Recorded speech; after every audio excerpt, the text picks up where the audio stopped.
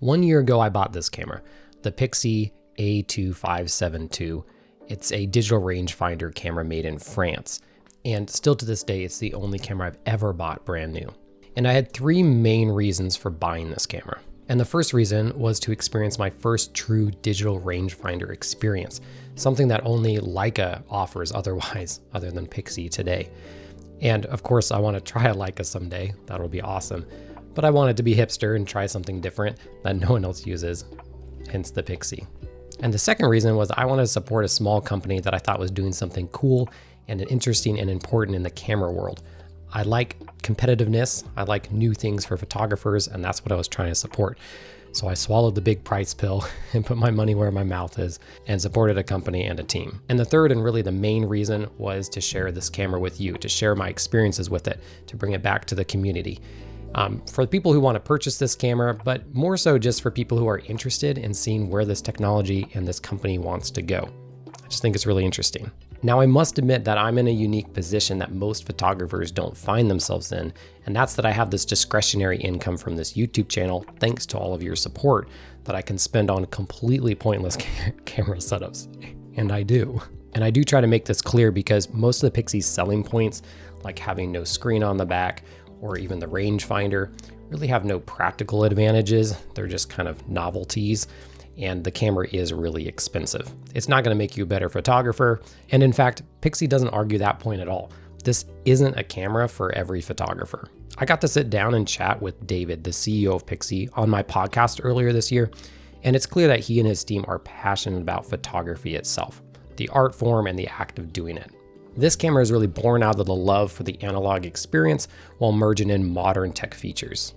And whether it's a cheap old camera, a film camera, or just limiting yourself to black and white, whatever it is, I think a lot of you can agree that changing some process to your photography can help inspire work or just make it more enjoyable.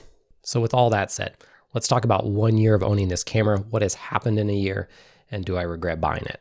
In just 1 year that I've owned this camera, there's already been several upgrades offered for it, both software and hardware. The Pixii camera is built on an upgradable hardware architecture model, meaning that your camera can be sent in for component upgrades instead of having to buy an entirely new camera. This basically doesn't exist anywhere else in the camera world today, although there are some examples here and there. The one that comes to mind most recently was the Pentax K1. You could send it in and get a processor upgrade to the Pentax K2 Mark II spec. And there's some other examples out there in the past, but it's really far and few between. For my Pixii, already I can send it in to get an upgraded viewfinder to the larger viewfinder for 320 euros. It also comes with some cool magnetic clips you can put on it. And for $1,500, I can send it in to get a brand new full frame sensor, which is just wild. That's cheaper than selling this camera used and buying their new model. I could instead send it in, get them to swap out the sensor to the full frame sensor, save money and save resources, like we're not chucking more things into the dump. So I'm all about that. By the way, they just announced that new full frame model, and that was a very common comment, a common request that I got in my videos last year, was I would buy this if it was full frame. Well, now full frame exists. You're going to pay the price. It is more money. And according to what I've seen, none of them have actually shipped out yet to any customers. At the time of recording, I think this will happen next month. But I'm really interested to see what people get and what are the results. That would really put the Pixii as like a true Leica competitor to use in-mount glass in the full native sensor size. And like I said, it's just neat that I could send in my APS-C camera and get it upgraded to a full frame. Will I do that? Wait till the end of the video. And the software updates have kept coming too. Remote Live View is out and working now on the app. Remember that this camera has no LCD screen. That's actually one of the selling points, oddly enough. But if you wanted a screen for certain shooting scenarios, you can now use your phone. Although there is one limitation, that the camera and the phone both be connected to the same Wi-Fi network. The camera itself can't spin up its own Wi-Fi for your phone to connect to, which really limits its use to indoor studio portrait use. I don't really understand the limitation exactly, why it's there and what are all the reasons. It's kind of an odd limitation to me. There is now an auto ISO mode that wasn't there before, and a bunch of other usability and minor feature updates. And maybe that seems like a small deal, but to me, especially as someone who paid for one, that shows to me a willingness to listen to customer feedback and continuously improve. And that's what we want to see from all companies, especially the software updates that are free and just make our current camera better. One of the original issues I had with the camera was the color of the photographs, and I never really got to talking about that because I was still trying to figure out if it was me or the camera. The photos just never looked quite right to me out of the camera, and it turns out the answer has multiple layers. The camera has several built-in color presets, and when I reached out to support, they told me the ones which I should use to get the best results, and some of them were still being developed. But even the ones they told me to use, straight out of camera, just came out with some whack results. One big part of that ended up being my lens selection with some of the vintage lenses I was using that was causing some color casts. Much more modern lenses like this great TT Artisan 21mm I bought don't have that same issue.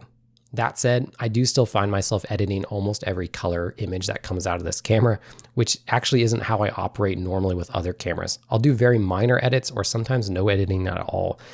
Especially with color information, I'll just accept the color that came out of the camera and maybe change the exposure. But with the Pixii, I often play with the color, the white balance to try to get it the way I want. So I do think there is a lot of room for improvement for the Pixii in the color science department, which just goes to show the hard work that other companies have been able to put in over the long haul, over the years, to get the sensors and their processors to get the color science to look right in their cameras. But stepping out of the color mode for a minute, I really like the monochrome mode. I think the tones are great and the files are awesome. This isn't a true monochrome camera kind of thing like Leica and Pentax have now, where the Bayer filter is actually removed from the sensor, of course, but it does give you a monochrome RAW file with supposedly some benefits. But regardless, I really like shooting the monochrome mode, and unlike the color, it's just beautiful right out of the box. And I'm just going to throw this in there, but learning the in-mount was a big learning curve for me. For one, you have some in-mount lenses that are coupled to the rangefinder mechanism for focusing, and a surprising many that are not, so you have to learn that. I like lenses that are coupled so that I can use the rangefinder and not just zone focus with this expensive rangefinder I bought. Also, it's just limiting to find certain focal lengths. So you really got to think about photography a little different in the more standard range of focal lengths. And you've probably never thought about this, or at least I didn't until I owned a rangefinder. But a lot of that limited focal length has to do to lens designs and the practicalities of using them on a rangefinder. For one, focusing with that little tiny patch on certain types of lenses is just inherently difficult on certain focal lengths. And then also, the larger the lens, it actually will cover that window right there, the range-finding window. So then you can't see what you're framing and taking a photograph of anyway. So it's just kind of a natural part of the rangefinder experience, I guess. If you consider the progress Pixii has made since founding in 2015 to where we're at now, it's impressive to see what they've achieved. They have several camera models, following through on the upgradability model, and now a new full frame camera. But the question I keep asking is, have they done enough? They exist in a very specific niche of photographers. And then they've made some interesting decisions like built-in memory, which based on the comments I get is highly unpopular. I think there's some very fair arguments that I heard against that. However, all along the way, they've been listening to customer feedback and making those improvements. So it just remains to be seen whether they're going to make that big camera that hits all those boxes and gets people in the system. Do they have to lower the price? People have thought about that. Do they need a full frame? Now they have that. Is that going to swing people? Do they finally need to put an SD card in it? I don't know. We'll see. As for me, do I regret buying the camera? Well, I think if I was a normal consumer, I'd have mixed feelings about it.